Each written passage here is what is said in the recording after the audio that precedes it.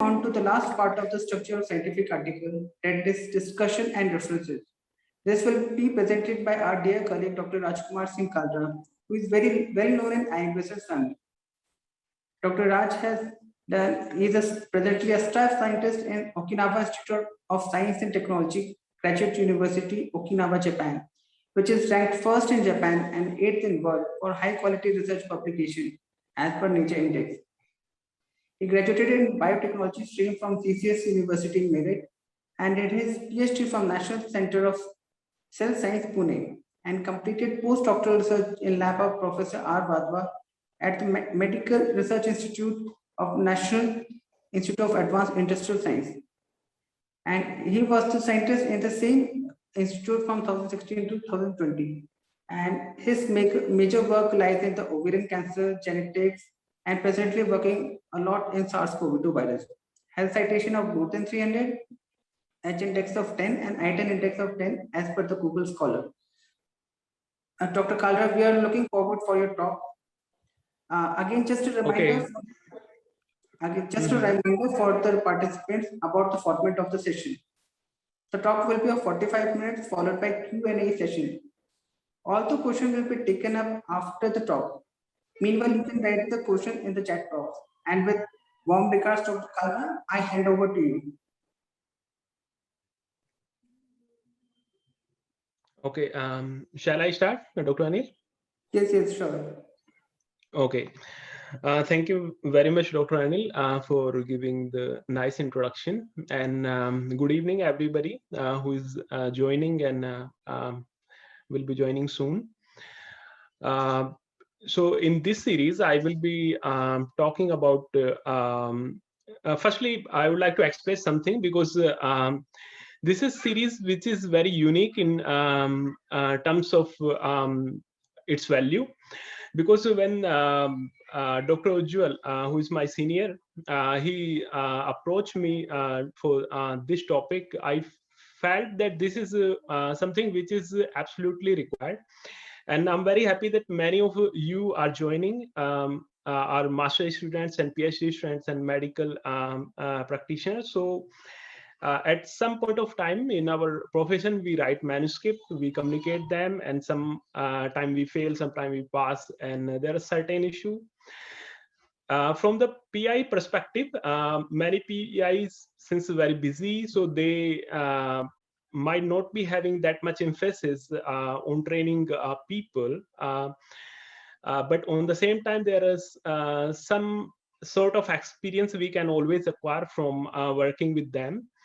So I found this series very unique because in this series we are really trying to ask some real questions, and we are trying to find some very realistic answers and the approach for a successful publication.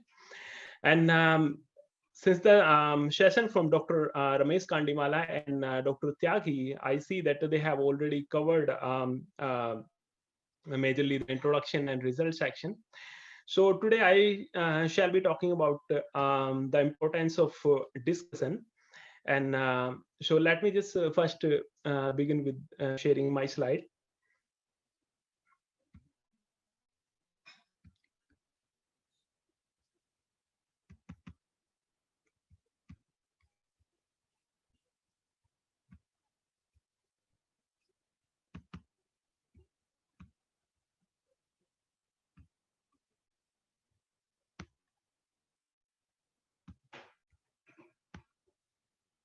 Can everybody see my slides?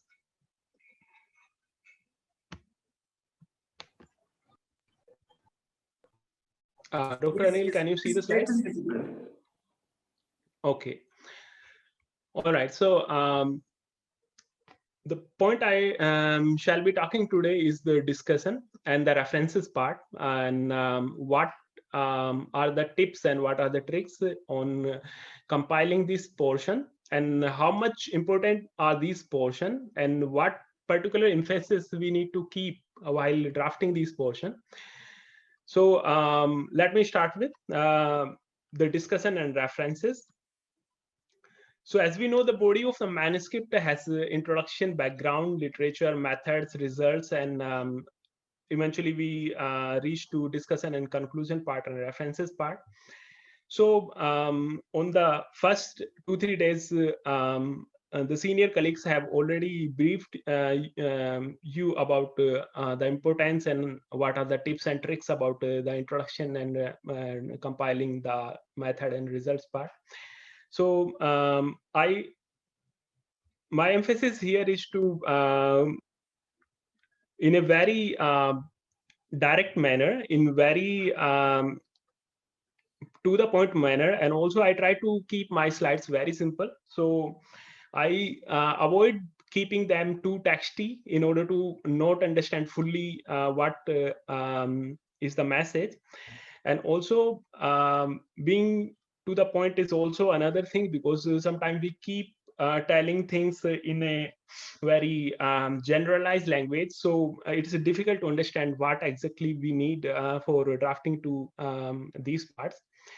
So, but before I start talking about the discussion, let me give you a feel what a editorial, what a peer reviewing process is about. And I will not take much part about this part, and then coming to the discussion part. But I included this part here because this is very important, and we need to understand perspective of editor and reviewer, where we are planning to submit our work.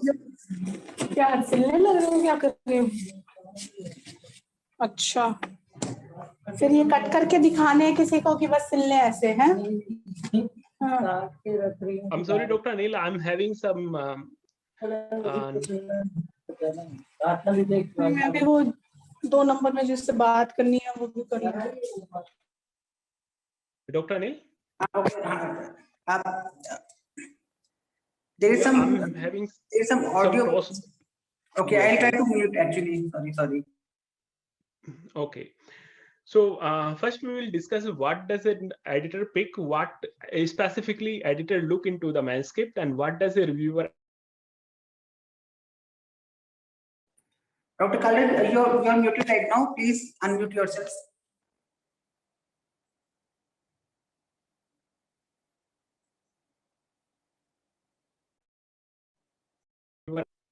Yeah. Am I audible now? Yes. Yeah. So I will briefly go through first 2 points. What does an editor pick? How an editor see a author's manuscript, and what does a reviewer expect from authors or any new submitted work? And then we will come to the discussion part, where we'll discuss about how does discussion makes a difference, and what are the trading secrets, what are the key tips and tricks which we should be careful about and we should be using. So so first let's discuss what is a editorial pick. So as we know, the editors are very busy, they are very smart, they are very experienced.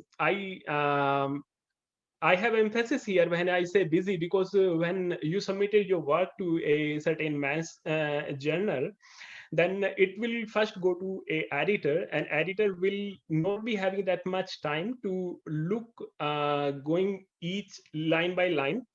So he will be having a bird eye view of your work, and he will be very quick in deciding whether your work suits the profile of the journal and whether it is compatible to scope of the journal or not. So they are very experienced, they are very smart.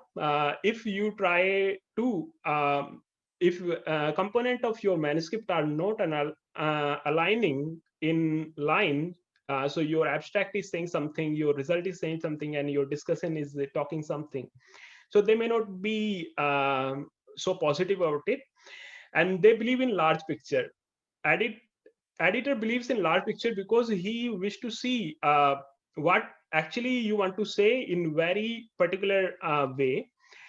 So I created this slide in order to give a feel that what as a normal reader see as a manuscript and what a editor see. So for example, if we are in a forest and we wish to just to see how this forest is formed and what are the way out from this forest. So the normal roamer will just roam in the forest and try to find out what is how can we come out of the forest and how large this forest is about. And the editor has a very bird eye view of that forest. He will locate the things. Okay, there is a road, there is a trees, and in between we have a hill on which we have to go. So these are the things which makes it difference from which make an editor different from a normal reader. A normal reader will go through each line by line and will see, oh, how nicely they have written this manuscript. But an editor does not have that much time to go into that certain details. So what he will do, he will just go through certain section and will decide whether this manuscript is suitable for the scope of the journal, or if not, he will just reject it from the editorial review itself. So you here's a decision within 5 days or maybe maximum 10 days that your paper is outrightly rejected by editor. So he doesn't find it, he didn't even think sending it to the review process, because he thinks that your data is different and what you were coming up with a certain result is not under the scope of the journal. So editor looks very carefully but very briefly to your abstract, your figures, and if he has or her in a certain time, then he might just go through very briefly to your discussion. So here 4 points are very important in order to understand how what runs in editor's brain and how he decide about these points. So in first we see about the initial editorial review, their pick, they will locate what are the important key points in your work, or what are certain new information which you are trying to convey. And secondly, they think about three things, about three U's. One is outcome, output, outcome, and outreach. What is the outcome, and what is the output, and how big is the outcome, and how far it can go. What is the outreach of your results? And then contribution to the field. For example, if you are working in cancer biology, so if you submit some work which is having some, you identify some certain proteins which is important in cancer progression or inhibition of the cancer.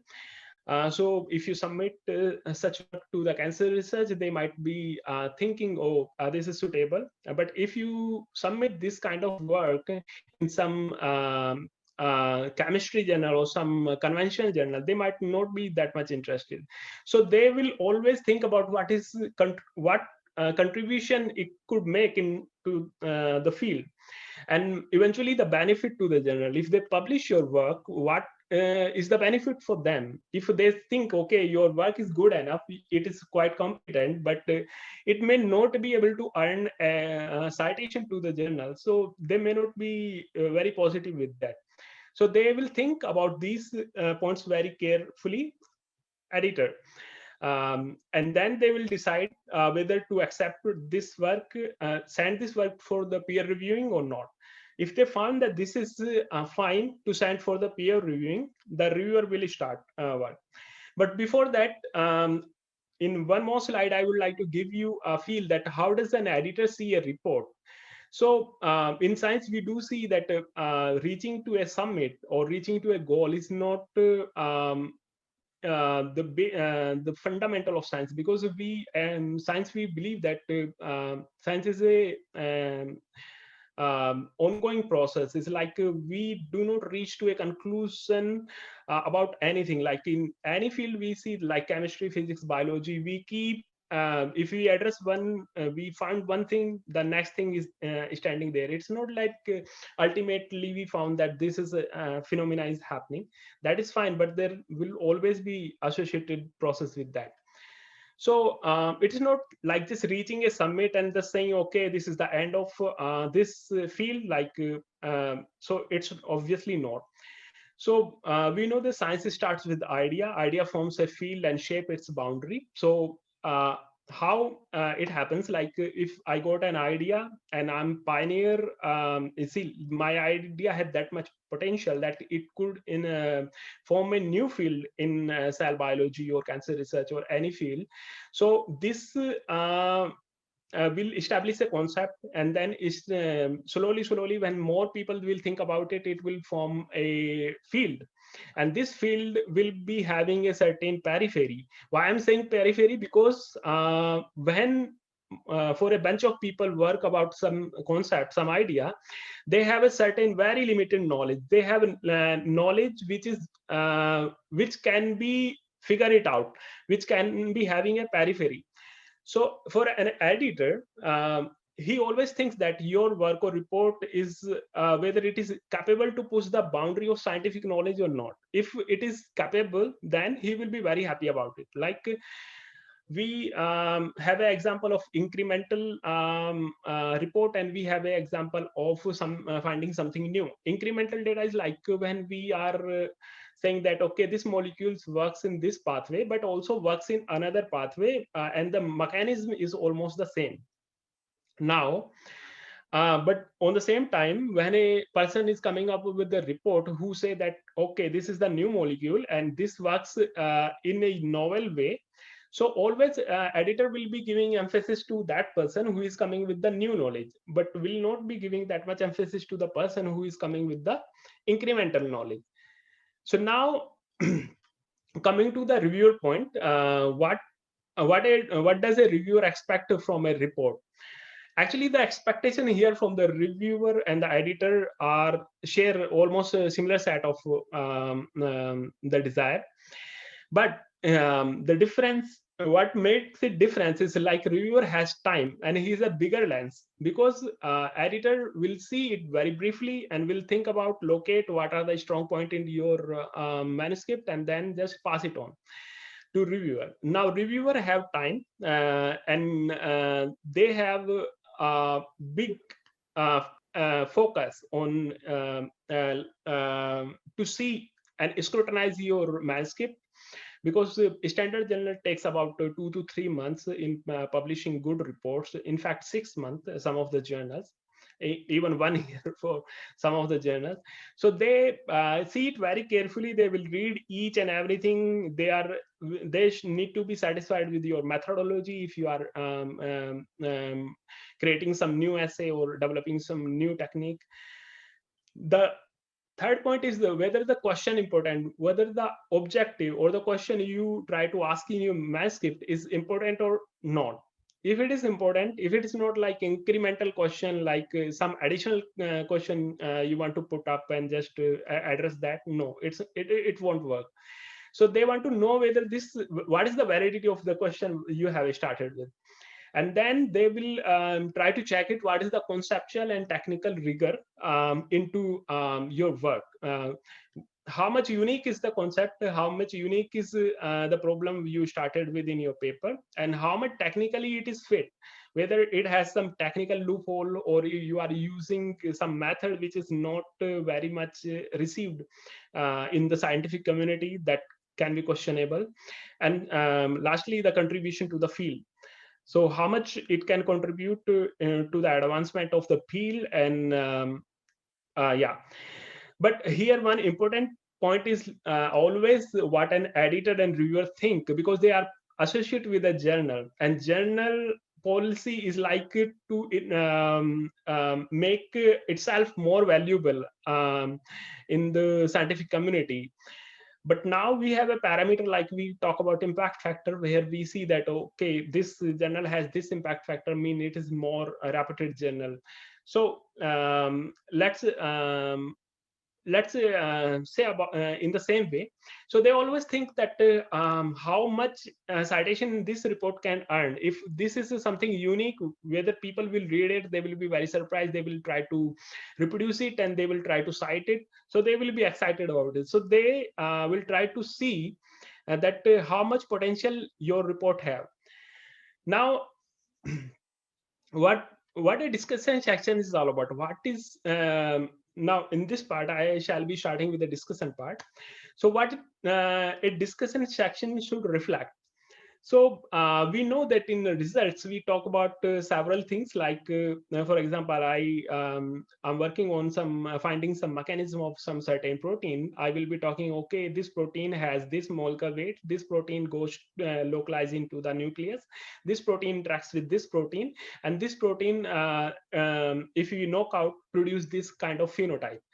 So these are different points, like you are talking about certain things. Now in discussion, what we basically do, we connect all these points and we try to interpret what are our findings.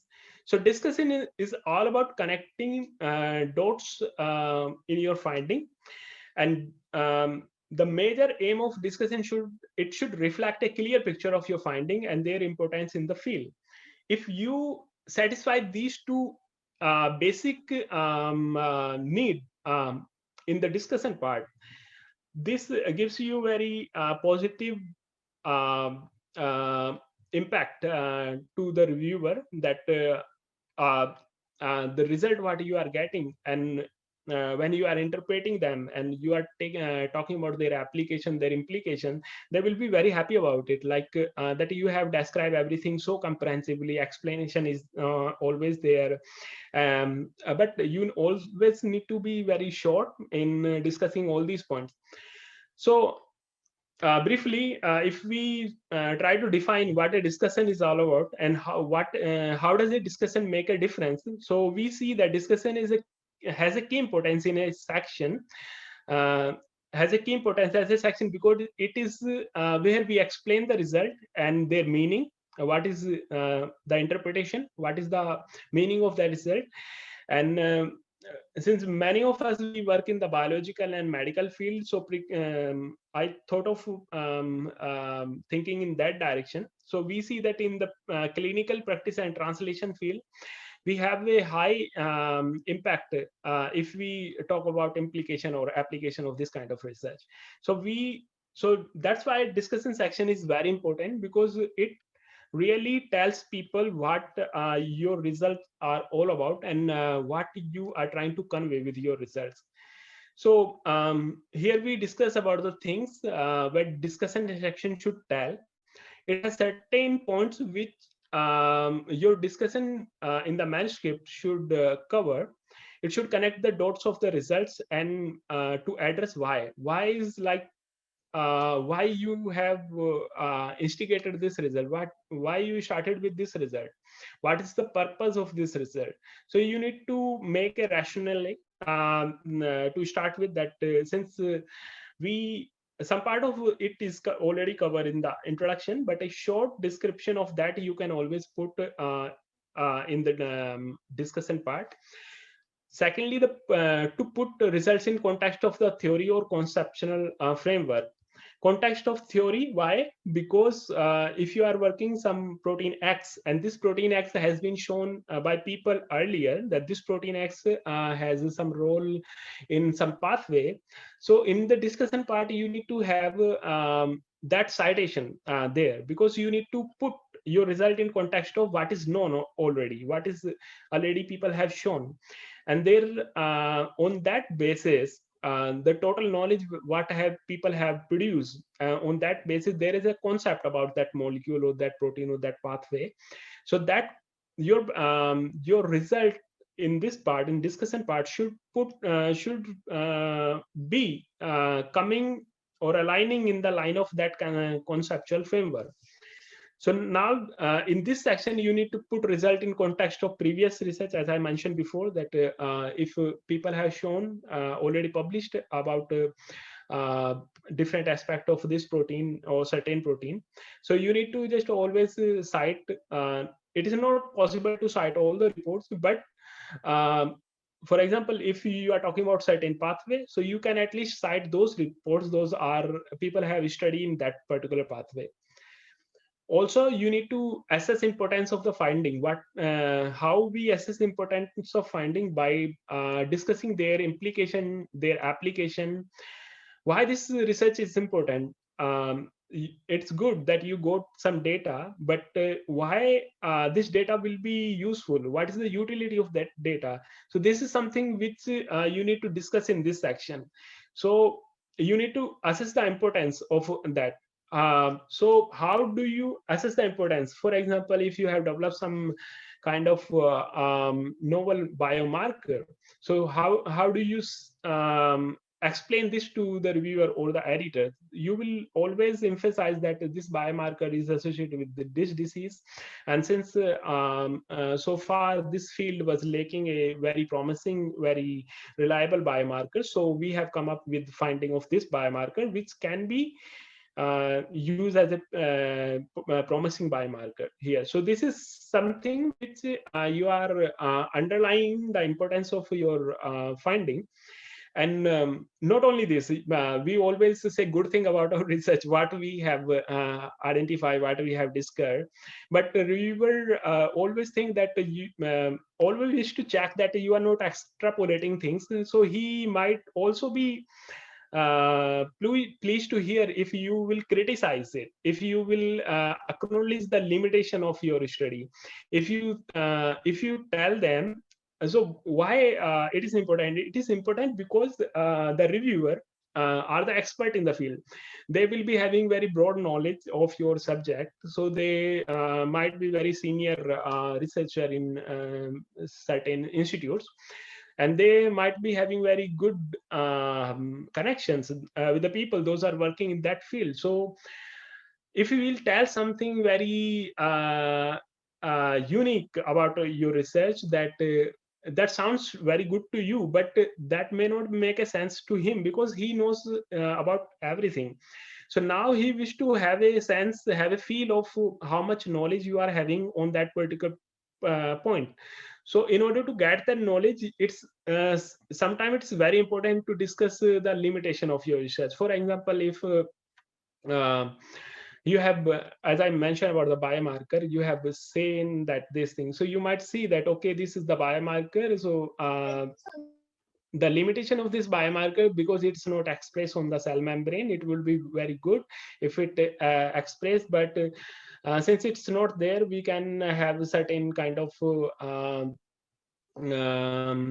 methodological upgradation, so that we can make this assay based on that biomarker more sensitive and more reliable. So very simple, in a very simple way, you can always in a few sentences you can discuss about the limitation, and then you identify the new area, the next step. So here what you see as the new area or next steps, like in you have come up with some new idea, so you will think about, okay, till this point we have shown it, but it would be interesting if we look into it, this aspect of this, but in future we will be able to show it, or maybe other people will be interested in showing it. So you need to have some maybe few sentences on that part, what could be the next step and what could be the new area emerging from your knowledge. But first, let's make a few things very clear here.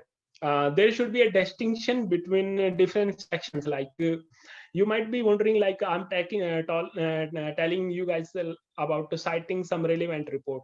You might be finding that same reports or similar reports we already cite in introduction. Why we have a need to cite those reports again here? Yeah, because the purpose of introduction and purpose of discussion is very different. Your background is different. In background, you make a case. In discussion, you interpret your results.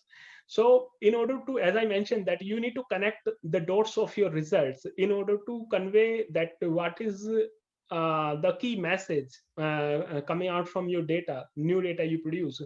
So in that sense, you need to only pick those references, those are falling in that line, those are aligning with your hypothesis and the results you obtain on that. So in the next few slides, I will try to make it very clear what is the distinction between different sections. Okay, so let's talk about discussion results. So many of you might be starting like preparing very first draft of your research for the fourth year PhD student or later. So you might be at certain points you will be very confused that how we distinguish between result and section, because some journal might say that you can merge result and discussion, but some journals are very particular. They will say that okay, you need to have your result first, and after that you need to put your discussion. So you might be confused like how to distinguish between results and the your discussion and conclusion. So very simply, we can say that results tells what's your finding, what's your data. You show that X binds to Y and Y binds to Z. So that's fine. So this is your result. This is your data. And discussion interprets that data. What happens when X bind to Y and Y bind to Z? So this is something which you need to think in the discussion part. So very simply, we see that result are your finding, unedited, uninterpreted data. Results are the presentation of obtained data, whatever the data you capture in form of statistics or tables or figures. That is your core results. In discussion is about what the result mean. Like it's okay, I found that I understood that you are talking about this protein binds to this protein, but what does it mean, what it does impact, what change it could bring. So that is something that you discuss in the discussion. And discussion is further is about finding implication of your work, finding the utility, finding the application of your work will also be falling in the discussion section. Now we will try to distinguish between discussion and the background, or we say the introduction. So here we see the discussion is not the place to bury other important and relevant literature. As I mentioned that you might be citing some of the reports in the introduction and some of the reports in the discussion, but in introduction is fine, like you are making a case, but in discussion you need to be very particular, because everything, whatever citation you are trying to bring here shall fall in the line of your results, shall fit in between the connecting dots. So that's how you need to make a very smooth story, and that's how any of the reader, firstly the editor and reviewer, will enjoy reading this kind of a story. So it is about doing so mainly if you find cites this kind of irrelevant literature in discussion, so doing so may lead to overflanting importance of current finding. You may not be able to clearly speak out what are your key finding in your result if you keep putting the citation or telling the same thing what you have told in the introduction. In introduction we just introduce the topic, so we introduce the topic, we make a case. Okay, so far we have seen this much, but beyond this point we don't know how this pathway works, how this protein behave, how this disease a biomarker can be discovered. But in discussion you have less concern about that introduction. You have more concern about connecting the dots of your results and filling the gaps with putting the relevant literature there. Not all literature, only just relevant literature. So discussion is all about how the finding fits in the body of the literature appropriately and acknowledging the introduction. You can acknowledge introduction and then connect these dots into the discussion part. So we see that a rigid concept and posting new idea. So a wise reviewer would advise you that discussion should line back to the original concept framework and not introduce new one, as like some propose some hypothesis and show some different association. So a reviewer will be very happy to see that how nicely you are connecting these dots and how you are filling the gaps, taking the relevant literature in there, and keeping these things in a line is very important, because it will reflect how you constitute your introduction. So in this section, I will be discussing about the body of the discussion. What are the component of the discussion? What are the things you should cover in the discussion? So core finding is one thing. You should, of course, discuss it here, but not in the language of result. You should discuss it in the form of interpretation of the result. So you need to have your core finding and its comprehensive interpretation here, and then interpretation in context of literature. As I mentioned that your results are your dots, and when you connect the dots, how do you connect the dots? So you connect the dots with putting the relevant literature there. So that's how it makes a full shape of your work. And then implication, application, what could be the key importance of your data, and how it will be useful to the people, those who don't know ABCD about science, what you are doing for the layman. For example, if you develop some biomarker, what advantage, what change it will bring to the people's life, they how easily they will be okay to use that. So this kind of things you need to put here. And also you need to talk about the limitation. It is not possible to cover everything in a single report, because in one report you might be talking about so many things, and after that you might still be trying to find do something more. So people see that, okay, let's we got this much data, let's publish it first in one report, and in the second report we will go. So you can always cite those limitations, and it will be happy to form a new report, and you can communicate in the same this, because the editor might have a feel that you in the earlier report you have talked about the limitation, and in this new report you are coming with that new knowledge to overcome those limitations, will be very smart. And the summary is the conclusion part. So it should be very precise, very concise. And I think one liner works best. Only just one sentence should be okay for the conclusion. So now we'll talk about the trading secret. I say trading secret because these are very particular things that we should know about. And if we know that what exactly a editor or reviewer is looking forward into the work, we almost half done. We almost half there. So let's discuss the tips and tricks into the discussion part. So your reports show something new. That is your key finding. So in discussion, we do discuss. We do not report.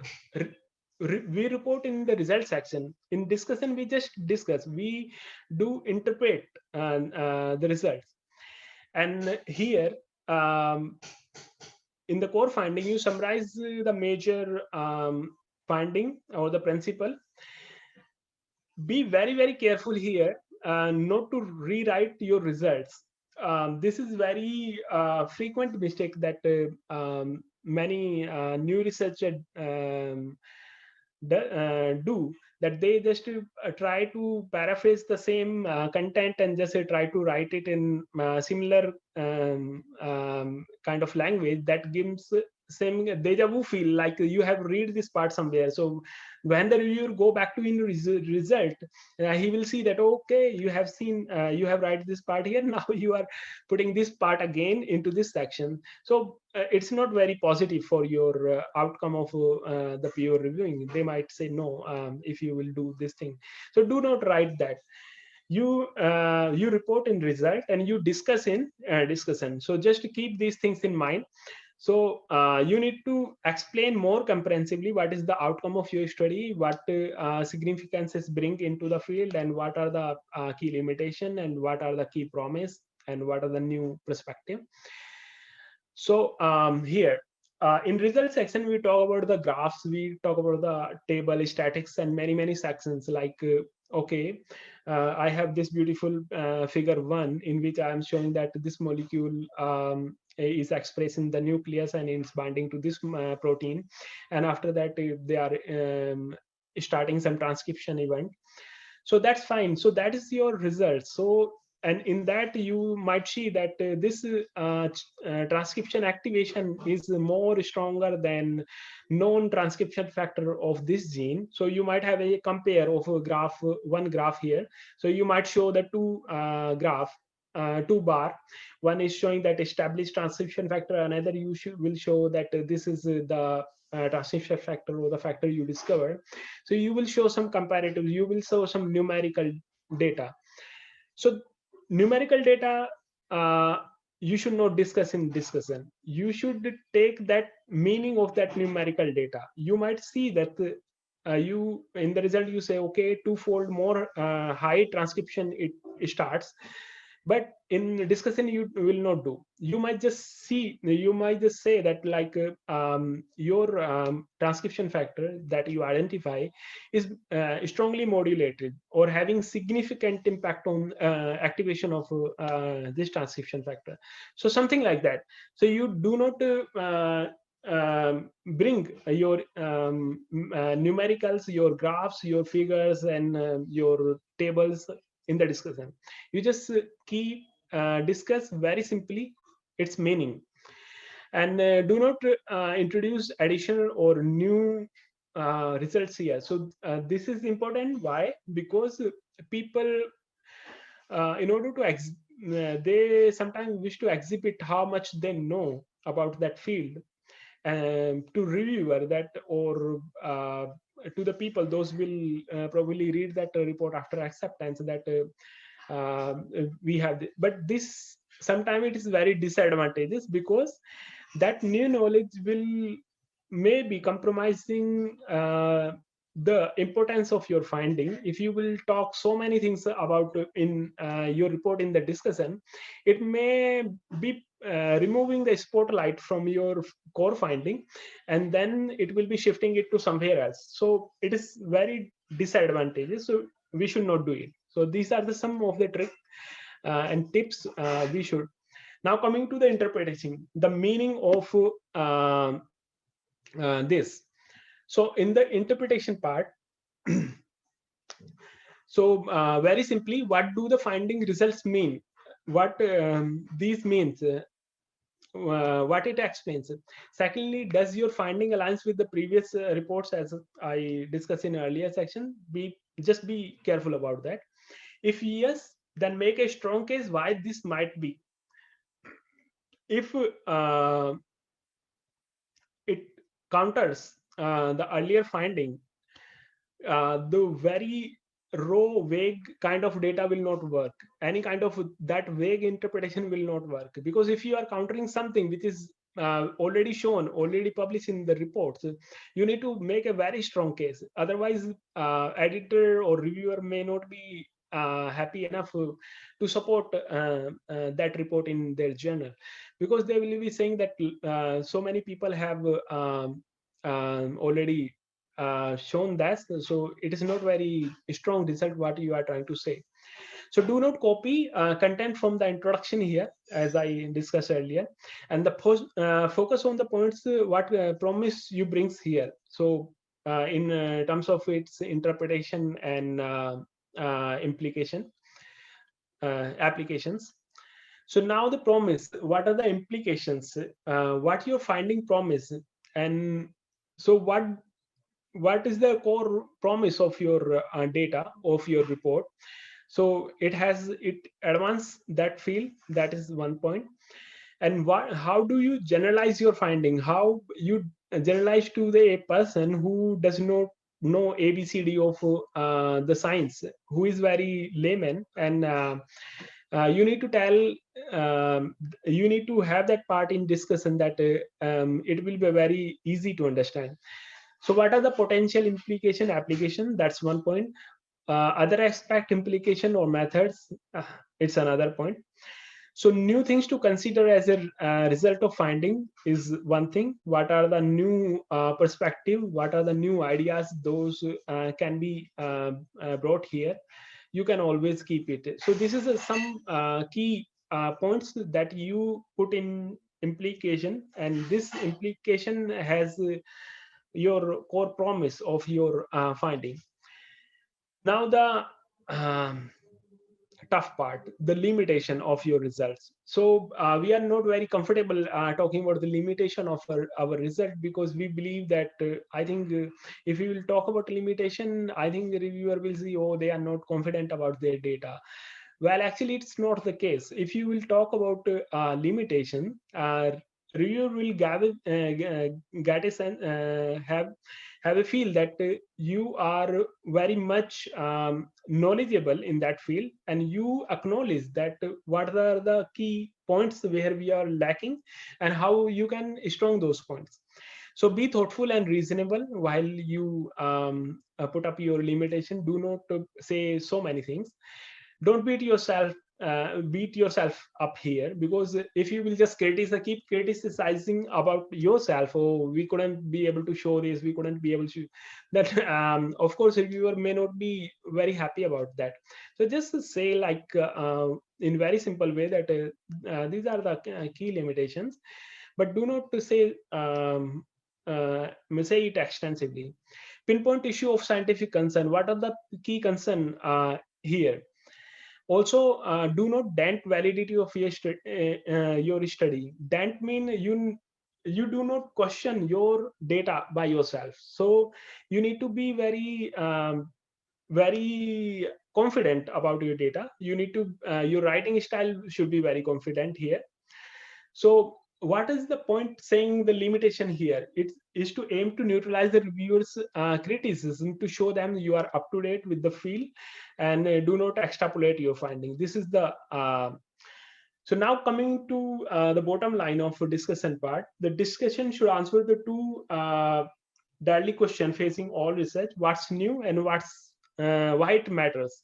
So what's new that you discuss in discussion, what matters that you discussion in your discussion. Now coming to the conclusion part. Conclusion is should be very concise. Be just one liner here. If you use you are very frequent on Twitter, that's very good, because you might knowing the art of being one liner. So that kind of only one 2-line sentence or very short text should be fine here. Put a ultimate takeaway message here. So very concise is some message you also need to have. No sweeping statement here, please. Like you say something open and open and fact you put here. So no, do not do that, because here you need to just come up funnel down all your confidence in one statement, in one sentence. So that's, do not do sweeping here. So writing conclusions say a lot about your writing style. If you are how much confident you are, and what is your writing style is something which reflects in your conclusion statement. Now this is one example. What is the problem with the discussion?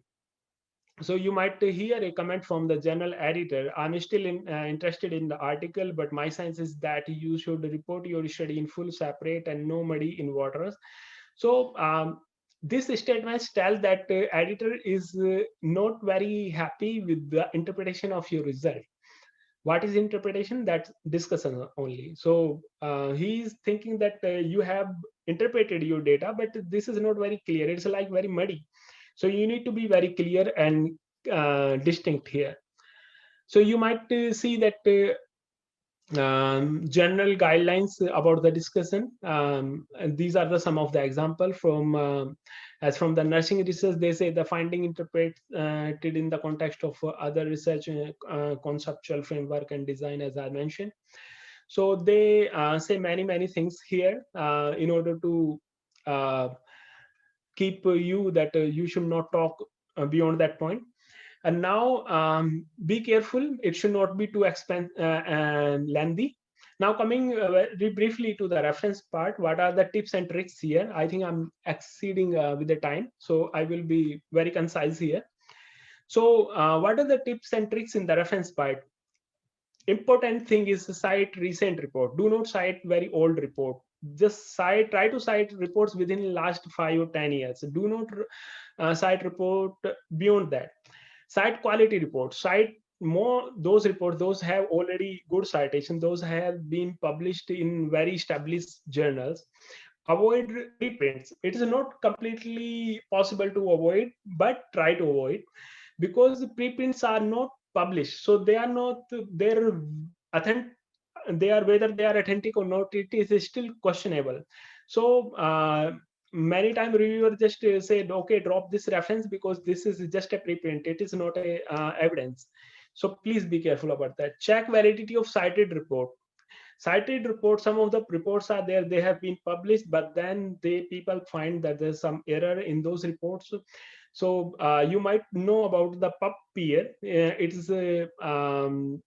It's a portal where you can check how much consistent or how valid the data is. Just check that reference there. Obey the general reference guideline or the general style of referencing. This is very important, because no journal will entertain any submitted report which does not obey the general reference style. You need to have that very consistently. Be meticulous and correct while referencing. Do not say like in 4 references you have put the journal name and publication and volume and the series, and some reports you miss that information. Do not do that. Just be meticulous with that. So you know the general reference style, like many people use EndNote for reference managing. So you might go to the EndNote library. So every journal have their different EndNote library. You can just download that library from there, and then you can use it. So this was about the discussion and the conclusion part and the reference part. So and here are a few important points. Those were not covered here, I guess, in this workshop, but are very, but those are very high importance. One is the cover letter. It should be very clear what's importance of your result. You might include some highlights in 3.4 points, that these are the key highlights of your this. And now people, more of journals are encouraging people to have graphical abstract. Graphical abstract is like graphical summary of your report, your finding. So you might see that you have discovered some new protein which function in some pathway. So you can construct a nice graphical abstract, and then you can send it to journal. So journal encourage authors to submit the graphical abstract. So this kind of information will be very useful for the journal. So with this note, I would like to conclude this part of presentation, and I'm very thankful for your patience.